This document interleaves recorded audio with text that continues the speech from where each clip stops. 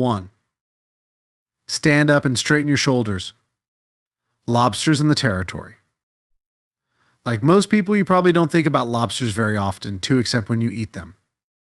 However, these interesting and delicious crustaceans deserve more attention. Their nervous systems are quite simple, with large, easily visible neurons, the magic cells of the brain. Thanks to this, scientists were able to draw up a very detailed neural circuit of lobsters. This helped to understand the structure and function of the brain as well as the behavior of more complex animals, including humans. Lobsters have more in common with you than you think, especially when you're annoyed, haha. TN15 lobsters live on the ocean floor. There they search for the necessary habitat within which to hunt prey and feed on the occasional edible crumbs and pieces that fall down as a result of the continuous chaos of carnage and death high above them. They long for a peaceful place where hunting is good and food is plentiful. They want a home. This can be problematic because there are a lot of lobsters. What happens if two of them suddenly occupy the same area on the ocean floor and want to live there? And what if there are hundreds of lobsters and they are all trying to survive and support their families in one area full of sand and waste? Other creatures also have this problem. When songbirds fly north in the spring, for example, they fiercely compete for territory. The songs they sing, so peaceful and sweet to human ears, are actually alarming sirens and calls of dominance. Songbird, a small warrior proclaiming its power. Take, for example, the hooded warbler, a small but energetic songbird native to North America. A newly arrived wren wants a cozy place to build a nest protected from wind and rain. It wants plenty of food nearby, and it wants the place to be attractive to a potential mate. He also wants to convince rivals to stay away. Birds and territory. When I was 10 years old, my father and I built a hut for a family of nettles. It was like a covered horse-drawn carriage and had an entrance the size of a 25-cent coin. This made it a comfortable home for the hives as they are small, but the larger ones the birds couldn't get in. My old neighbor also had a birdhouse, which we made for her using an old rubber boot. The entrance is big enough for a bird the size of a blackbird. The neighbor was looking forward to the day when someone would move in. Soon, the nettlewing found our hut and made it its home. In the spring, we could hear its long, tremulous song repeated over and over again. However, when our feathered lodger made a nest in the covered trailer, he started carrying small twigs to a neighbor's boot. He sealed the entrance so tightly that no bird, big or small, could get in. Our neighbor was unhappy with this precaution, but nothing could be done. My dad said if we take it down, clean the entrance, and hang it back up on the tree, the nettlebird will just beat it with its twigs again. Well, nettles are small and pretty, but they are ruthless. The previous winter, I had broken my leg skiing for the first time down a hill and received money from a school insurance policy designed to reward clumsy kids who were unlucky. I used the money to buy a cassette player high-tech novelty at the time.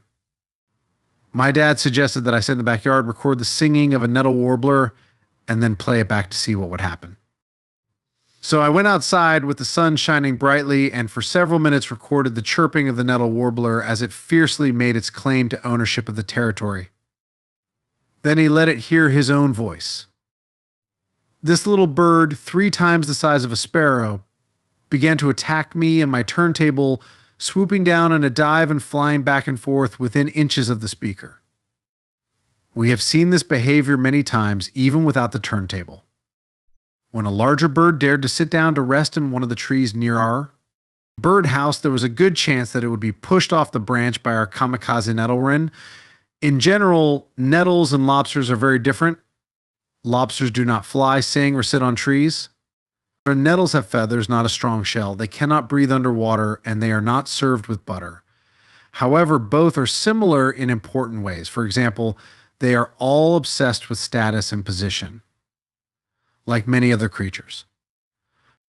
The Norwegian zoologist and comparative psychologist Torleif Schjelderup Eby observed in 1921 that even ordinary domestic chickens, establishing the order of bite, 3 TN16 determining who is who in the chicken world, has important implications for the survival of each individual bird, especially in times of need. The birds that always have priority access to any food that is dumped in the yard in the morning are the chicken majors. They are followed by representatives of the second class, the sycophants, the pretenders. Then it's the turn of the third class chickens, and so on. Down to the dirty, poorly feathered, underfed, and unhappy ones who occupy the lowest social stratum, a kind of untouchable caste in the chicken hierarchy. Chickens, as suburban birds, live in communities. Songbirds like the redwing do not, but they still live in a hierarchy of dominance. It's just that in their case, it's spread over a larger territory. The cunningest, strongest, healthiest, and most fortunate birds occupy the best territory and defend it. As a result, they are more likely to have a high-quality mate and to raise chicks that will survive and develop properly. Good shelter from wind, rain, and predators, as well as easy access to good quality food, makes life less stressful. Territory matters, so there is no difference between territorial rights and social status. It is often a matter of life and death. Let's imagine a situation where a contagious avian disease is spreading through areas that are clearly divided into hierarchical songbird strata. The least dominant of them and those that are in the least favorable conditions, i.e., occupying the lowest layer of the bird world, are most likely to get sick and die. 4. This is equally true in human settlement areas as avian influenza and other diseases spread across the planet. The poor and overworked always die in. First of all, and in larger quantities. They are also much more vulnerable to non-communicable diseases such as cancer, diabetes, and heart disease. As the saying goes, when aristocrats have a cold, the working class dies of pneumonia. Because territory matters, and also because the best places are always in short supply, in animals, territorial search leads to confrontation. Conflict, in turn, gives rise to another problem: how to win or lose without costing your opponents too much. This last point is particularly important. Imagine two birds engaged in a dispute over a nesting site. This interaction could easily escalate into a physical fight. In such circumstances, one bird will win, usually the larger one, but even that bird may be severely injured in the fight. This means that an uninjured third bird, a cunning observer, can swoop in and overpower the previous winner, taking advantage of its injury. This is not good for the first two birds. Conflict in territory. Over the millennia, animals that have to coexist in the same territories have learned many ways to achieve dominance with the least risk to themselves. This happened precisely because of the need to coexist. For example, a defeated wolf will roll over on its back, exposing its neck to the winner, and the latter will not tear it. A wolf that has now become the leader may need a companion, even if it is as miserable as its defeated opponent with whom to go hunting in the future. Bearded agamas, amazing social lizards, wave their front legs at each other to show peaceful intentions and readiness to maintain lasting social harmony. Dolphins emit special sound impulses during hunting and in periods of intense excitement to reduce potential conflict between dominant and subordinate members of the pod. This behavior is common in every community of living beings. Lobsters, used to roaming the ocean floor, are no exception. If you catch a few dozen and transport them to a new location, you will see how they form their status through various rituals and techniques. Each lobster will start exploring the new territory to scout it out and find a suitable place to hide. Lobsters carefully study the area where they live and memorize what they have learned. If you find one near its home, it will quickly duck inside and hide. If you disturb it at a certain distance from the house, it will immediately dash to the nearest suitable hiding place that it has previously spotted and now remembers. To rest, a lobster needs a safe haven where there are no predators or natural hazards. In addition, when lobsters grow, they molt, shedding their shells and thus remain soft-bodied and vulnerable for a long time. A hole under a rock is a good shelter for lobsters. Even better if there are shells or other detritus nearby, which can be used to block the entrance when the lobster gets comfortable in the hole. However, each new territory has only a limited number of places where you can safely hide. They are rare and valuable. Other lobsters are constantly looking for them. That's why lobsters often meet each other when exploring the area, Researchers have shown that even a lobster that has been raised separately knows what to do in such a situation. It has complex behavioral mechanisms of defense and aggression built into its nervous system. It starts dancing back and forth like a boxer, opening and raising its claws, moving back and forth, side to side, repeating the movements of the enemy, and waving its open claws. At the same time, it uses special holes under its eyes to shoot jets of liquid at the enemy. This fluid contains a mixture of chemicals that other lobsters use to determine their size, sex, health, and mood.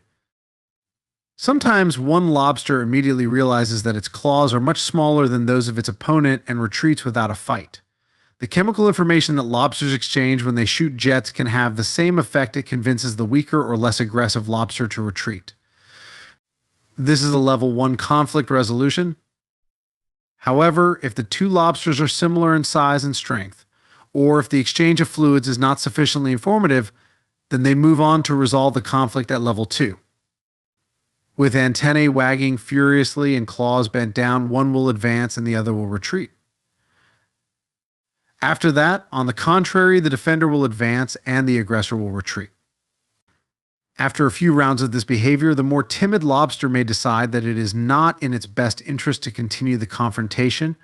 It will reflexively shake its tail, jump back, and disappear to try its luck elsewhere. However, if no one escapes, the lobsters move on to level 3, where a real fight is envisioned. Now, the lobsters are furiously attacking each other with open claws and struggling. Each one tries to turn the other on its back. The lobster that has been successfully flipped over decides that its opponent is capable of causing serious damage.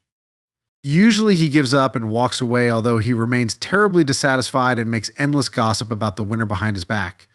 If neither of them can flip the other, or if the flipped lobster doesn't stop fighting, they move on to level 4. This is an extreme risk that should not be taken lightly. One or even both lobsters will be injured in the fight, and these wounds can be fatal. The lobsters are attacking each other with increasing speed. Their claws are open, so they can grab a leg, antennae, eye stalk, or anything else that is exposed and vulnerable. As soon as it manages to grab a body part, the attacker will strike with its tail to push back and tear off the part clamped in its pincers. A dispute that has reached this stage usually has a clear winner and a loser. The loser is unlikely to survive, especially if he or she remains in the territory occupied by the winner, who is now a mortal enemy. After losing a fight, no matter how aggressive the lobster was before, it will no longer want to fight, even against a completely different opponent that it has defeated in the past. The defeated opponent loses confidence, sometimes for several days. Sometimes defeat has even more serious consequences. If a dominant lobster has suffered a crushing defeat, its brain can be said to dissolve. Then it grows a new brain. This will be the brain of a subordinate who is more suitable for the new lower position. The previous brain is simply not capable of transforming from a king to a mongrel, so it has to almost completely self-destruct and grow from scratch. Anyone who has undergone a painful transformation after a serious defeat in love or career can feel some solidarity with this crustacean who was also once successful. The neurochemistry of defeat and victory.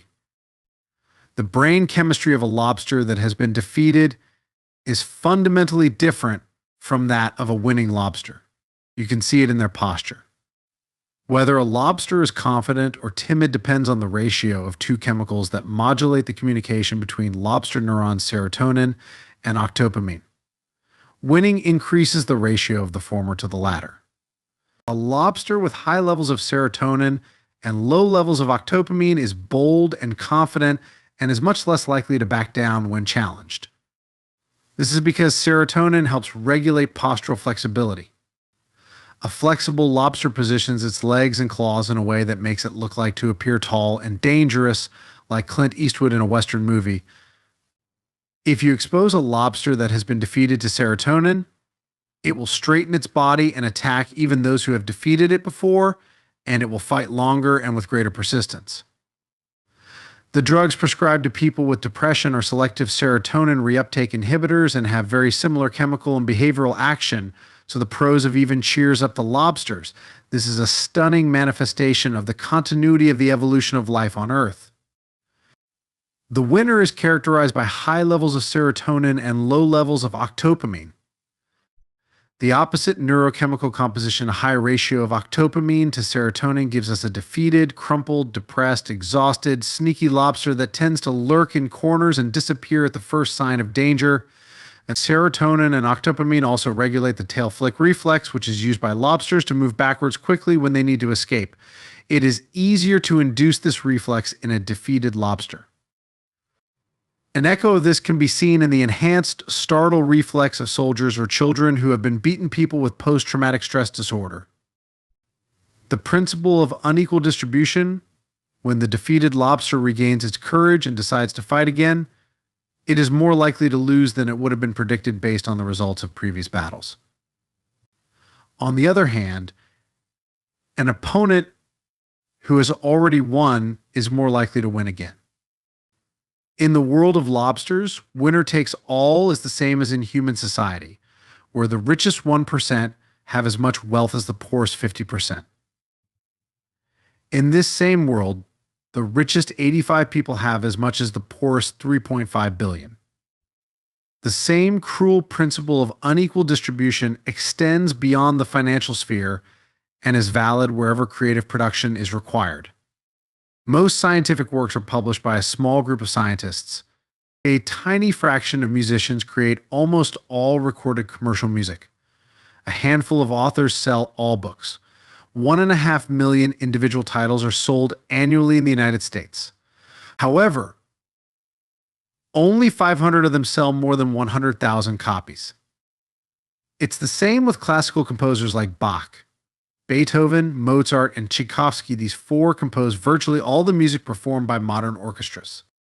Bach, for his part, wrote so much that it would take decades just to manually copy his works, yet only a small fraction of his amazing output is in the regular repertoire. The same is true of the other three members of this group of hyper-dominant composers. Only a small fraction of their works are still widely performed. Thus, a small part of the music created by a small part of all classical composers who have ever written constitutes almost all of the classical music that the world knows and loves. This principle is known as Price's Law, named after Derek John DeSalle Price, a researcher who discovered its application in science in 1963. It could be modeled using an L-shaped graph, with the number of people on the vertical axis and productivity or resources on the horizontal. The general principle was discovered much earlier.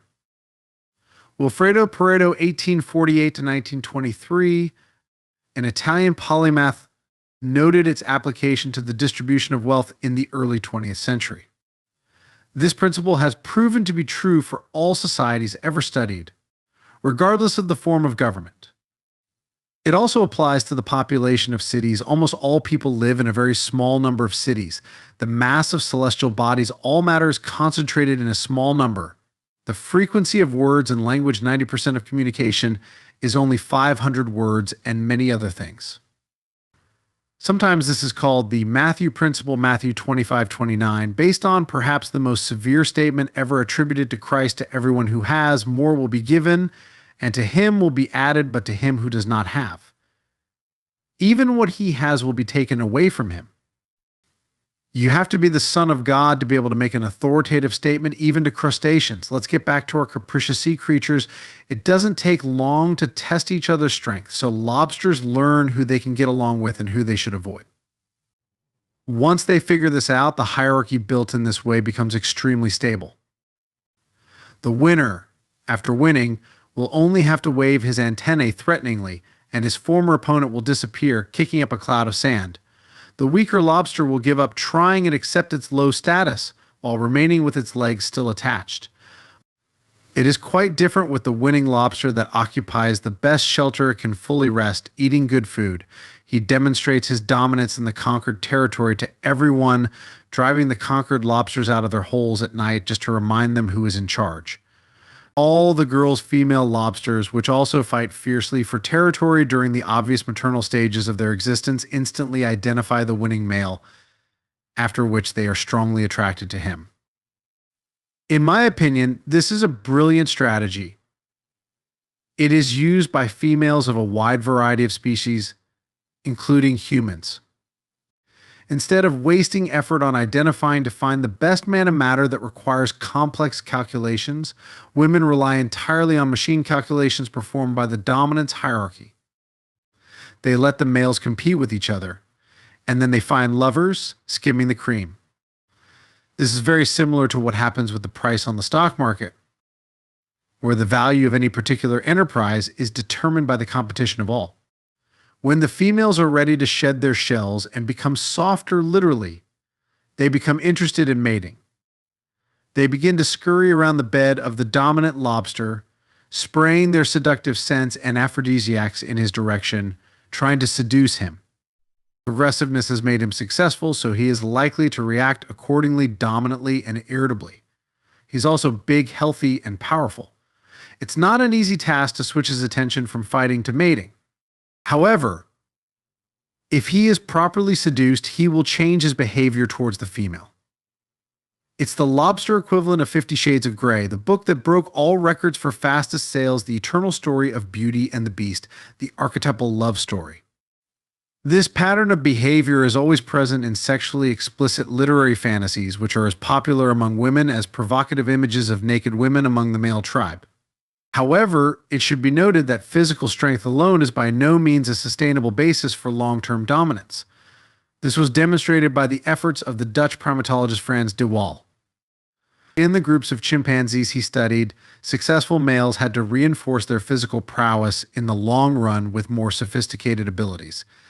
Even the toughest chimpanzee despot can eventually be overthrown by two opponents who are individually weaker than him. That is why those males who establish mutual obligations with their subordinates and take care of the females and children of their group are able to dominate for the longest time. Political tricks like kissing a child, without exaggeration, millions of years. But lobsters are still relatively primitive, so the bare elements of the Beauty and the Beast plot are enough for them. Once the female lobster has successfully seduced the beast, she will expose herself by shedding her shell, becoming dangerously soft, vulnerable, and ready for copulation. The male, now transformed into a caring lover, deposits a portion of sperm in a suitable container at the appropriate moment. After that, the female stays close by and hardens for several weeks, another phenomenon well known among humans. At her leisure, she returns to her own home full of fertilized eggs. Then another female will try to do the same, and so on. The dominant male, with his straight and confident posture, not only gets the best estate and access to the best hunting grounds, he also gets all the women. If you are a male lobster, the benefits of success increase exponentially. Why is all this relevant? For a number of reasons besides the ridiculously obvious ones, we know that lobsters have existed in one form or another for more than 350 million years. This is a very long time. 65 million years ago, there were still dinosaurs. For us, this is an immensely distant past. However, for lobsters, dinosaurs are nouveau riche who came and went in a stream of time close to eternity. They are means that a dominance hierarchy was a constant feature of the environment to which all complex life forms adapted. A third of a billion years ago, the brain and nervous system were relatively simple. Nevertheless, they already had the structure and neurochemistry necessary to process information about status and community. The importance of this fact cannot be overstated. The nature of nature, the fact that evolution is conservative, is obvious in biology. When something develops, it must build on what nature has already provided. New features may be added and old ones may change, but most things will remain the same. That's why bat wings, human hands, and whale fins have a remarkable resemblance in their skeletal form. They even have the same number of bones. Evolution has long laid the groundwork for basic physiology. Now, evolution works largely through variation and natural selection. Variation exists for many reasons, including gene shuffling, to put it simply, and random mutations. For the same reasons, individuals differ within the same species. Nature selects from them over time. This theory, as already mentioned, explains the constant change of life forms throughout infinity, But there is one more question that peeks out from under the surface. What is nature and natural selection? What is this environment to which animals adapt? We make a lot of assumptions about nature and the environment, and this has consequences. Mark Twain once said, "It is not what we don't know that leads to disaster, but what we are absolutely sure of, but which is still wrong." It's easy to think that nature is something that has a certain nature, that is something that is unchanging, but this is not the case, at least not in the strict sense. It is both unchanging and dynamic. The environment is a choosing nature, and it is also transforming. The well-known Taoist symbols of yin and yang perfectly depict this. In Taoism, nature reality itself consists of two opposing principles, which are often translated as female and male, or even more narrowly as woman and man. However, yin and yang are more accurately understood as chaos and order. The symbol of Taoism is a circle consisting of two snakes from head to tail. The black snake, chaos, has a white dot on its head. The white snake, order, has a black dot on its head. This is because chaos and order are interchangeable and also eternally juxtaposed. There is nothing so permanent that it cannot change. Even the sun itself has its cycles of instability. Similarly, there is nothing so changeable that it cannot be fixed. Every revolution creates a new order. Every death is also a metamorphosis. The notion of nature as something completely unchanging causes serious errors of perception. Nature chooses. The idea of choice contains the idea of adaptability. Therefore, fitness is subject to choice. Roughly speaking, adaptability is the probability that a particular organism will leave offspring spread its genes over time. Adaptation is a measure of an organism's compliance with environmental conditions. If this requirement is understood as unchanging and nature is constant and eternal, then evolution looks like a series of endless linear improvements, and fitness is something that can be brought closer and closer to the ideal over time. The still powerful idea of Victorian evolutionary progress with humans at the top is a partial consequence of this model of nature. It creates the mistaken notion that there is a destination for natural selection increased fitness and that it can be conceived of as fixed. But nature, the maker of choice, is not a static selector, at least not in the strict sense. Nature, so to speak, dresses up in different ways for different occasions. That is, it acts differently every time. It fluctuates like a musical score. This partly explains why music creates a deep sense of meaning. As the environment that supports a particular species transforms and changes, so do the traits that make an individual successful in survival and reproduction. Thus, the theory of natural selection does not define creatures that would more and more closely match the template defined by the world, but rather creatures are in a dance with nature, albeit a deadly dance. The Red Queen told Alice the following: "In my kingdom, you have to run as fast as you can just to stay in the same place. No one, no matter how well formed, can triumph without movement. Nature is not just dynamic either. Some things change rapidly, but they are embedded within other things that change less quickly. Music often depicts this. Leaves change faster than trees, and they, in turn, change faster than forests. The weather changes faster than the climate." If this were not the case, then the conservatism of evolution would not work, because the basic morphology of the arms and hands would have to change as fast as the length of the hand bones and the function of the fingers. It is chaos within order, which is within chaos, which is within order at an even higher level. The most real order is the most unchanging order, and not necessarily the one that is easy to notice. If you focus on a leaf, it can hide a tree from the observer. The tree can hide the forest from him. And some of the things that are most real, such as the omnipresent hierarchy of dominance, cannot be seen at all. It is a mistake to imagine nature romantically. Rich, modern urbanites, surrounded by hot, molten concrete, imagine the environment as something pristine and paradisiacal, like a French Impressionist landscape. Eco-activists have an even more idealistic perception. They see nature as harmoniously balanced and perfect, devoid of human interference and devastation. Unfortunately, the environment, Also includes elephantiasis, rickettsial disease, don't ask, malaria, mosquitoes, malaria, drought and famine, AIDS, and the Black Plague. We don't fantasize about the beauty of these aspects of nature, even though they are just as real as their heavenly counterparts. Of course, it is precisely because of the existence of such things that we try to change our environment by protecting our children, building cities and transportation systems, growing food and producing energy. If Mother Nature were not so obsessed with our destruction, it would be easier for us to exist in simple harmony with her conditions. And this brings us to the third misconception, that nature is something clearly separated from the cultural structures that have arisen within it. The order and chaos and the order of being are more natural the longer they last. This is because nature is that which chooses, and the longer a particular feature has existed, the more time it has had to be chosen and to shape life.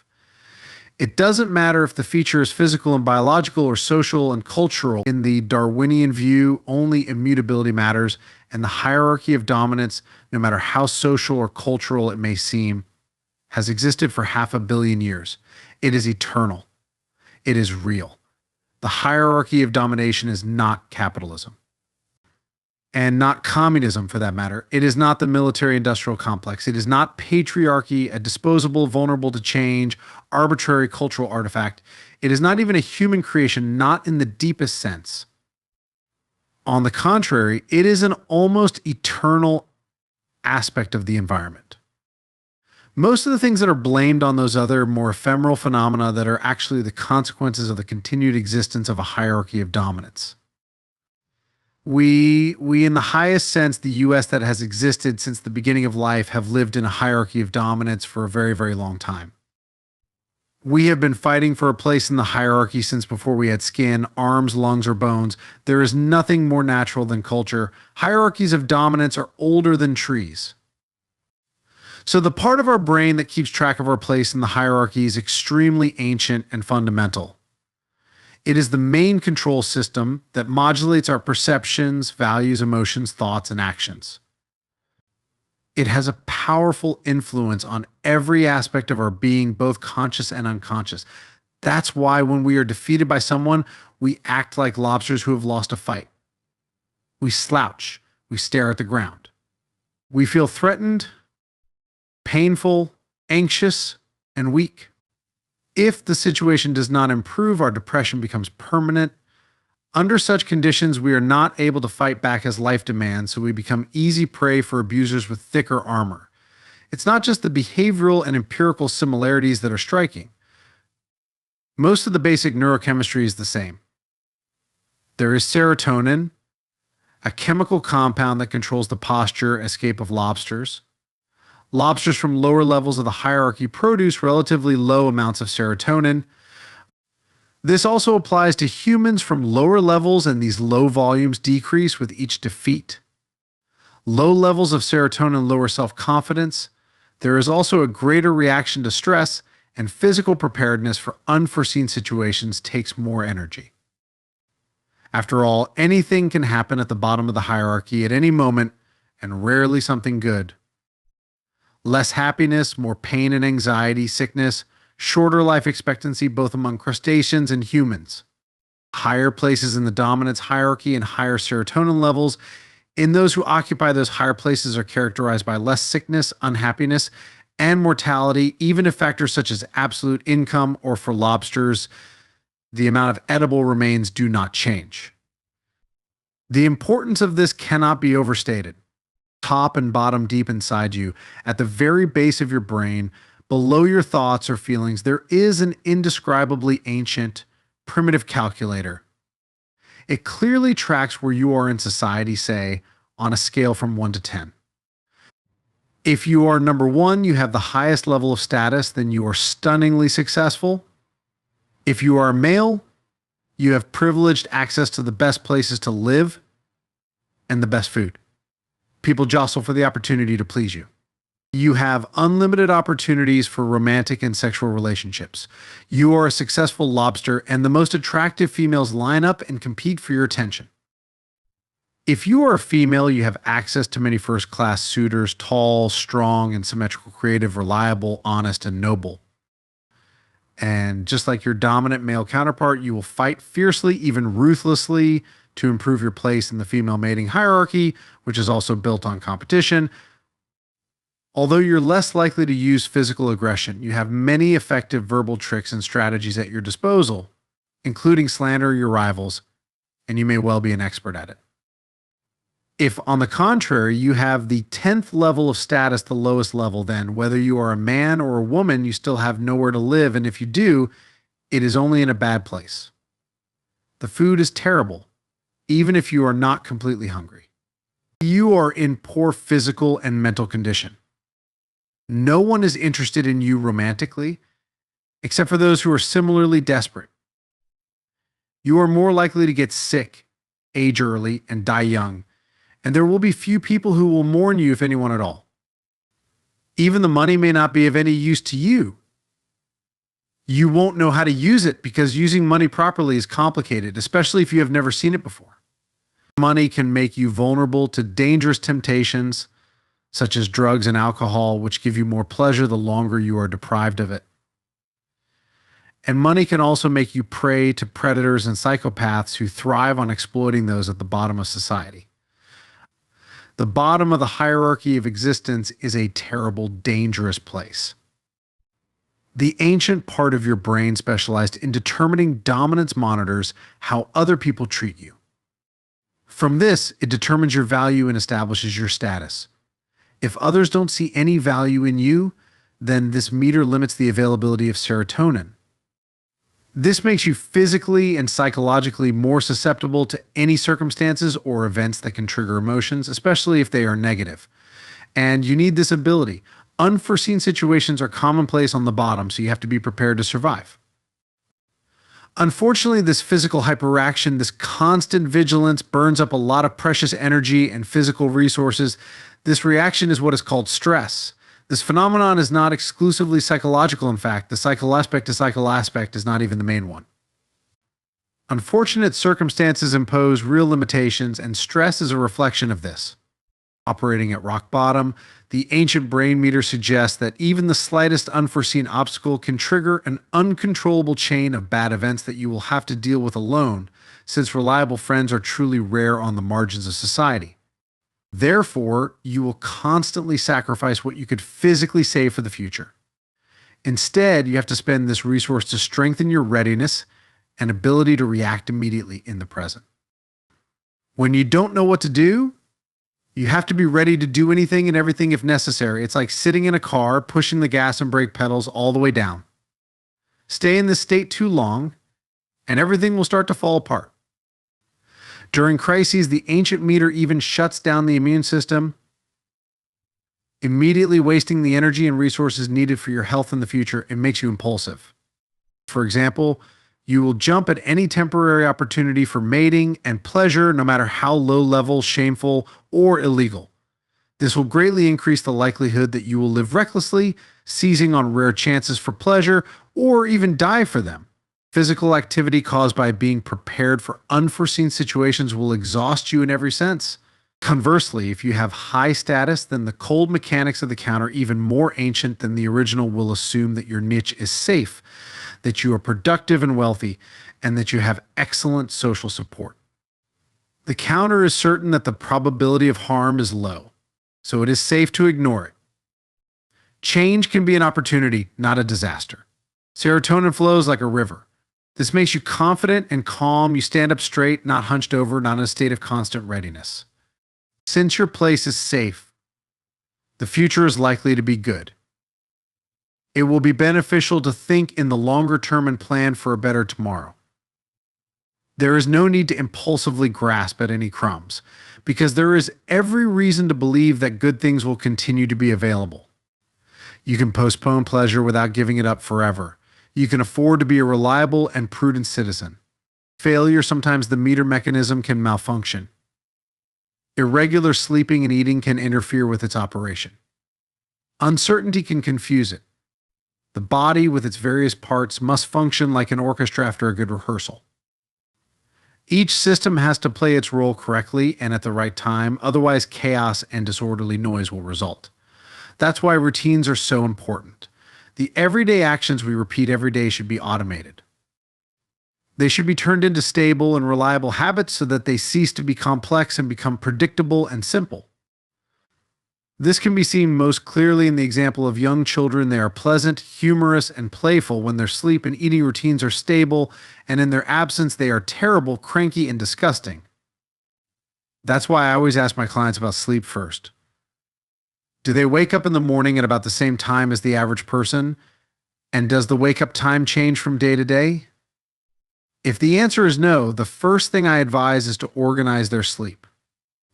It doesn't matter if they go to bed at the same time every night, but waking up at a consistent time is necessary. Anxiety and depression are difficult to treat if the patient has unpredictable daily routines. The systems that mediate negative emotions are closely linked to proper circadian rhythms. Next, I ask about breakfast. I advise my clients to eat a high-fat, high-protein breakfast as soon as possible after waking up. No regular carbohydrates, no sugar, because they digest too quickly and cause a spike in blood sugar and then a rapid drop. I do this because people who suffer from anxiety disorders and depression are already stressed, especially if they haven't had their lives under control for a long time. Their bodies will release excessive amounts of insulin if they engage in any difficult or exhausting activity. If they do this after a night during which they have not eaten anything and before breakfast, the damaging insulin will remove all the sugar from the blood. Then they fall into a state of hypoglycemia, become psychologically unstable. Their systems cannot be restored until they sleep again. I have had many clients whose anxiety was reduced to non-clinical levels simply by starting to sleep and eat breakfast on a predictable schedule. Other bad habits can also affect the accuracy of the meter.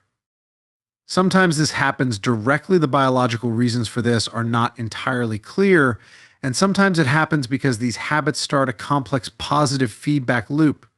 For positive feedback to occur, you need an input detector, an amplifier, and an output signal. Imagine that the signal received by the input detector is amplified and then emitted in an amplified form. It sounds like nothing wrong. The trouble begins when the input detector receives the output signal and passes it back through the system, amplifying and re-emitting it. After a few cycles of this amplification, things get dangerously out of hand. Most people have heard a deafening howl from the speakers at a concert when something goes wrong with the sound system. Here's what happens. The microphone sends a signal to the speakers.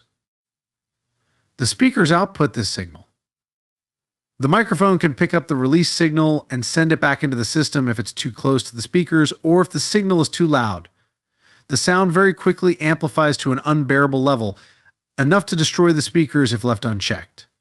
A similar destructive loop occurs in people's lives. In most cases, we call such things a mental illness, and it doesn't matter that it doesn't only or even at all happen in the human psyche. Addiction to alcohol or other mood-altering drugs is a typical feedback process. Imagine a person who likes alcohol, maybe a little too much. He quickly drinks 3 or 4 glasses. His blood alcohol level increases rapidly. This is very exciting, especially for those who have an innate genetic predisposition to alcoholism. 23 arousal lasts and intensifies only as long as the level of alcohol in the blood is actively rising. And this, in turn, is only possible when the drinker continues to drink. When he stops drinking, the alcohol level not only stabilizes but begins to fall. Then the body begins to produce a variety of toxins by metabolizing the ethanol it has already consumed. A person also experiences alcohol withdrawal as the alarm systems that were suppressed during intoxication begin to overreact.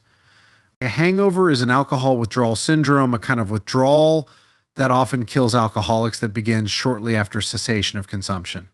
In order to prolong the warm glow and get away from the unpleasant consequences, a drinker can simply continue drinking until all the alcohol in the house is exhausted, the bar's close, and the money runs out. The next day, the drinker wakes up suffering from a hangover. So far, this is only a nuisance. The real trouble begins when he discovers that his hangover may be cured by a few drinks in the morning. Of course, such treatment is temporary. It simply postpones the alcohol withdrawal syndrome a little further into the future. But if the suffering is severe enough, this treatment may be needed in the meantime. So he learned to cure his hangover by drinking. If the medicine itself causes the disease, then a positive feedback loop has been established. Under such conditions, alcoholism can quickly develop. Something similar happens to people who develop an anxiety disorder, agoraphobia, for example. People with agoraphobia can be so overwhelmed by fear that they stop leaving the house. This disease is a consequence of positive feedback. The first factor that causes the disorder is most often a panic attack. It usually affects middle-aged women who have been too dependent on other people. Such a woman went from being overly dependent on her father to a relationship with an older and relatively dominant man with little or no space for independent existence. In the weeks leading up to the onset of agoraphobia, she usually experiences something unexpected and abnormal. It may be something physiological such as heart palpitations, which are quite common, and the likelihood of this happening increases during menopause when the hormonal processes that regulate women's psychological experiences fluctuate unpredictably. Any noticeable change in the heartbeat can lead to thoughts of both a heart attack and shame from the public manifestation of the suffering that follows a heart attack death, and public humiliation are two of the main fears. An unexpected event can also be a conflict in the victim's marriage, or the illness or death of her husband. It could be a divorce or the hospitalization of a close friend. Certain real-life events usually accelerate the initial increase in fear and social stigma. 24 after the shock. A woman who was agoraphobic could leave the house and go to the shopping center. It's busy, you can't park there easily. This puts her in even more tension. The thoughts of vulnerability that have been swarming in her mind since her recent bitter experience reappear. They cause anxiety. Her heartbeat quickens. She starts breathing faster and not with her lungs full. She can feel her heart fluttering, so she starts to think, what if she's having a heart attack? This causes even more anxiety. Now she takes in even less air with every breath, which increases the level of dioxide in the blood. Her heartbeat speeds up again because of the additional fear. She notices this, and her heart rate increases again. Poof. Positive feedback. Soon, anxiety turns into panic, which is regulated by another brain system designed for the most serious threats. It can be activated by excessive fear. The woman is overwhelmed by her symptoms and goes to the emergency room, where she is forced to wait in her anxious state for a while, after which her heart activity is checked, and nothing is found. But this does not reassure her. Even such an unpleasant experience needs at least one more feedback loop to turn into full-blown agoraphobia. The next time she has to go to the mall, a woman in a pre-agoraphobic state will be anxious because she remembers what happened last time. But she will go anyway. On the way, she feels her heart start to flutter again. This triggers another cycle of anxiety and worry. To prevent panic, she returns home, thus avoiding the tension she felt on the way to the mall. But now the anxiety systems in her brain have noticed that she has run away from the mall, leading them to conclude that it is indeed dangerous to be there. Our alarm systems are very practical. They assume that whatever you are running away from is dangerous. The proof of this is that you ran away. So now the mall is labeled as too dangerous, do not approach. Or a woman in the early stages of agoraphobia has labeled herself as too fragile to approach the mall. This may not be enough to cause real problems. There are other places to shop. But the nearest supermarket turns out to be similar enough to the mall to trigger a similar reaction, so the woman runs away from there as well.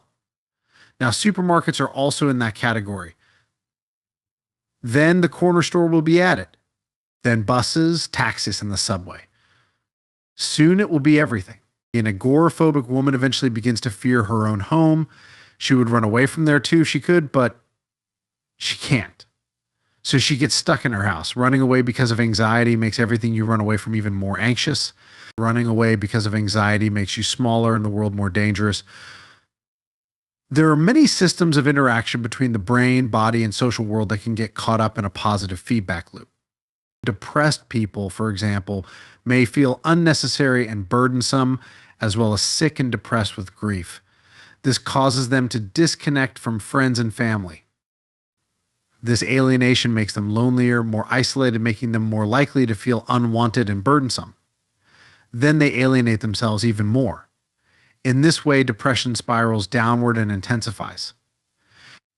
If someone has been seriously harmed at some point in their life, traumatized, the dominance meter can be tipped in such a way that they are more likely to be harmed again, not less. This often happens to adults who were abused in childhood or adolescence. They become anxious and easily upset.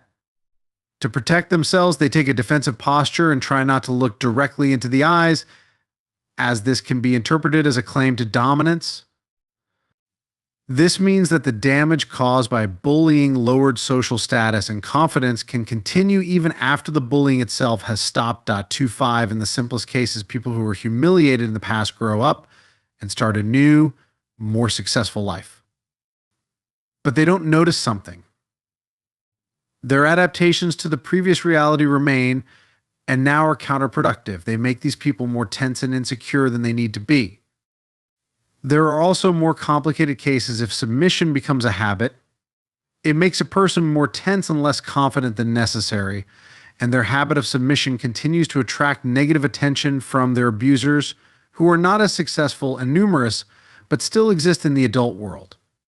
In such situations, the psychological consequences of past abuse increase the likelihood of its continuation in the present, although not necessarily, given puberty, moving to a new place, getting an education, or an objective increase in status. Sometimes people are bullied because they cannot fight back.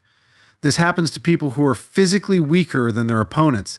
This is one of the most common reasons why children are bullied. Even the strongest 6-year-old has no chance against a 9-year-old. However, much of this difference in strength disappears in adulthood.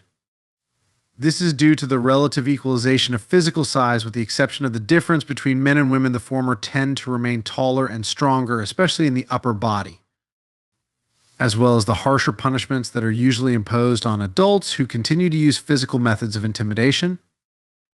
But just as often, people are bullied because they don't want to fight back. This often happens to people who are compassionate and selfless by nature, especially if they also have very intense negative emotions. They show their suffering very vividly, which gives sadists a lot of pleasure. Accordingly, children who are easier to bring to tears are more often bullied. This also happens to people who, for one reason or another, have decided that all forms of aggression, even feelings of anger, are morally unacceptable. I have seen people with a particularly acute sensitivity to petty nitpicking, petty tyranny, and overly aggressive rivalry suppress any emotions that could lead to such behavior. Many of these people had an overly angry father who tried to control their every move. However, psychological forces are never one-dimensional in their meaning.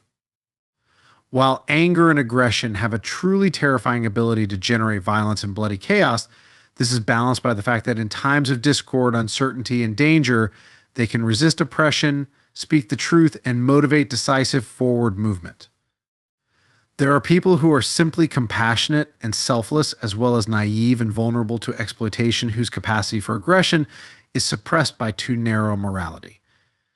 In this state, they cannot express the truly just and protective anger necessary for self-defense. If you are able to bite, you usually don't have to. If it is skillfully integrated, the very ability to react with aggression and violence reduces, not increases, the likelihood that actual aggression will become necessary. If, when an attempt to oppress you has just begun, you say no in all seriousness, i.e., clearly state your objection and stand firm on this decision, then the oppressor's options will remain appropriately limited and narrow. The forces of tyranny are inexorably expanding, filling all the space for existence that someone has left for them. People who simply do not want to express their self-defensive territorial reactions correctly are open to oppression, just as those who really cannot defend their rights due to natural incapacity or real inequality of power. Simple-minded, toothless people usually guide their perceptions and actions by a few simple axioms. All people are good. No one wants to hurt anyone. Threatening, and especially using violence, physical or otherwise, is wrong. These axioms fall apart or worse in the presence of truly malicious individuals. Worse is when naive beliefs become an unmistakable invitation to abuse. Because those who crave to offend, we have learned to track down those who think this way. In such circumstances, the axioms of toothlessness have to be revised. In my clinical practice, I often had clients who believed that good people were never angry, so I drew their attention to the harsh realities of their own resentments. No one likes to be humiliated, but people often take it for too long. So I encourage them to see their own resentment first as anger, and then as an indicator that something needs to be said, if not done, not least, because honesty demands it. Then I encourage them to look at this action as part of the force that restrains tyranny, both at the level of society and at the level of the individual. Many bureaucracies are filled with petty authoritarians who create unnecessary rules and procedures for the sole purpose of expressing and consolidating power. Such people create powerful undercurrents of resentment around them. If they are brought to light, it can limit their expression of pathological power. In this way, the willingness of one person to stand up for himself protects everyone from the corruption of society. When naive people discover the capacity for anger, it shocks them, sometimes very severely. A vivid example of this can be seen in how easily recruits can develop post-traumatic stress disorder. It often arises because of what they do, not because of what happens to them. They react like the monsters they really can be in the extreme conditions of combat. Discovering this ability in themselves turns their world upside down. And no wonder. They thought that all the terrible criminals in human history were completely different from themselves. They had never noticed the ability to oppress and intimidate, and at the same time, the ability to assert themselves and succeed. Some of my clients were victims of attacks. They saw an expression of absolute malevolence on the faces of their attackers, and it terrified them so much that they suffered hysterical convulsions for years every day. Such people usually come from overprotected, closed families where nothing terrible was allowed to exist, and the world could only be perceived as a fairyland, and God forbid anyone should break this rule. When an awakening occurs when previously naive people discover the seeds of evil in themselves, the possibility of being monsters, they realize they are dangerous, at least potentially, and their fear diminishes. They develop a greater sense of self-respect. Then they can begin to resist oppression. They realize their ability to withstand pressure because they are scary too. They see that they are capable of standing up for themselves and realize that they have a responsibility to do so, having seen what truly hellish creatures they can become if they give in to their resentment and turn it into destructive impulses. Again, there is almost no difference between an integrated capacity for destruction and strength of character. This is one of the most difficult lessons of life. Let's say you are a failure. Maybe you are not. But if you are, you don't have to continue to live like that. Maybe you just have a bad habit. Maybe you are a whole set of bad habits. Nevertheless, even if you earned your bent posture honestly, even if you were unpopular at school or bullied at home or in elementary school, this lifestyle is not necessarily appropriate now. Circumstances change. If you walk around like a defeated lobster, people will assign you a lower status. And the ancient counter which you and crustaceans share, located at the base of the brain, will assign you a low level of dominance. Then the brain will produce less serotonin. This will make you less happy, more anxious and moody, and encourage you to retreat when you should stand up for yourself. It will also make it less likely that you will be able to live in a safe neighborhood, that you will have access to the highest quality resources, that you will find a healthy, attractive wife or husband. This will make you more likely to abuse cocaine and alcohol because you will be living for the present. In a world where the future is unknown, it will increase your susceptibility to heart disease, cancer, and dementia. In general, it's just bad. Circumstances change, and so can you. Positive feedback loops that pile up consequence after consequence can pull in a counterproductive direction, but they can also help you succeed. This is the second, more optimistic lesson of Price's law and the Pareto distribution. Those who have already started to have something are more likely to get more. Some of these upward pull loops can happen in your personal subjective space. An important example is a change in body language. Let's imagine that a researcher asked you to move your facial muscles alternately to a position that expresses sadness. If you do so, you will feel more sad. If you are asked to move these muscles to a position that expresses happiness, you will feel happier when you do so. Emotions are part of expression of the body, so they can be amplified or muted by this expression. Some of the positive feedback loops created by body language can occur outside of your subjective experience, namely in the social space you share with other people. For example, if your posture is stooped, you are sullen, your shoulders are hunched and bent, your chest is tucked in, your head is down, that is, you look like a small, defeated, useless creature theoretically protected from attack from behind, then you will feel small, defeated, and useless. The reaction of others will reinforce this. People, like lobsters, evaluate each other in particular by their posture. If you imagine yourself to be defeated, then people will react to you as if you are about to lose. If you start to straighten up, people will look at you differently and treat you differently. You could argue that the bottom is real. Existence at the bottom is also real.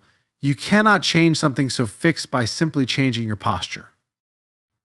If you are in the 10th position, then by standing up straight and taking on a dominant appearance, you can attract the attention of those who, again, wants to put you down.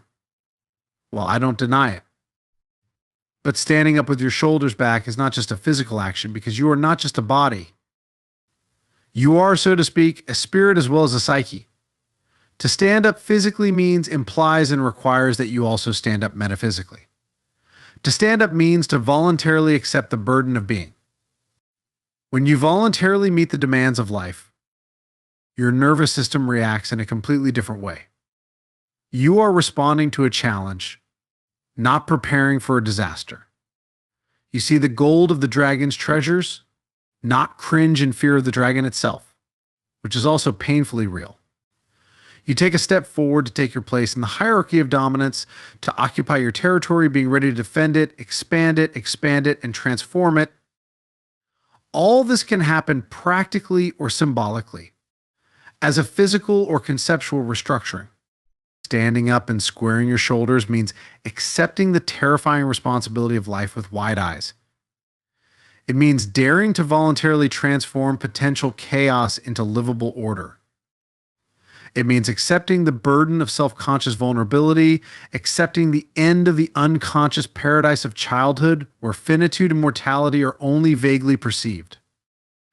It means voluntarily making the sacrifices necessary to create a productive and meaningful reality in ancient language. It means acting to please God.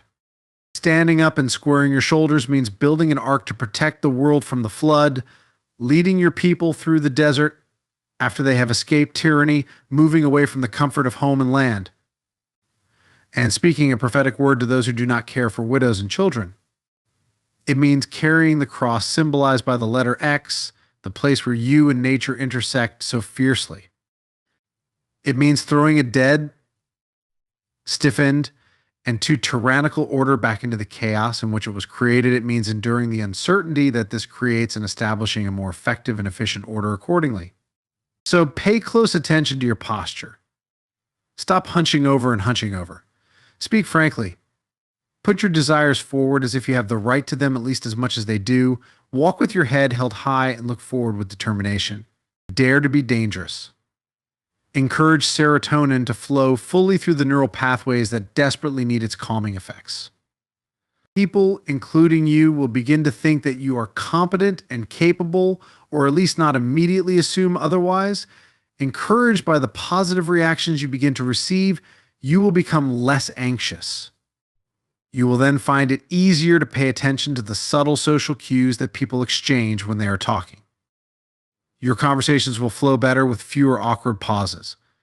This will increase the likelihood that you will meet, interact with, and impress people. Not only will it increase the likelihood that good things will happen to you, it will also make those things seem better when they do. Thus strengthened and invigorated, you will be able to realize the being and work for its perfection with certainty. Thus strengthened, you will be able to stand even during the illness of a loved one. Even at the hour of the death of a father or mother, you will help others to find strength at a time when they would otherwise be crushed by despair. So encouraged, you will begin the journey of your life.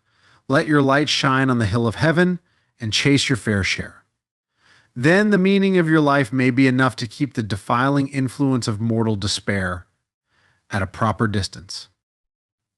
Then you will be able to accept the terrible burden of the world and find joy. Look to the winning lobster for inspiration with its 350 million years of practical wisdom. Stand up and squeeze your shoulders.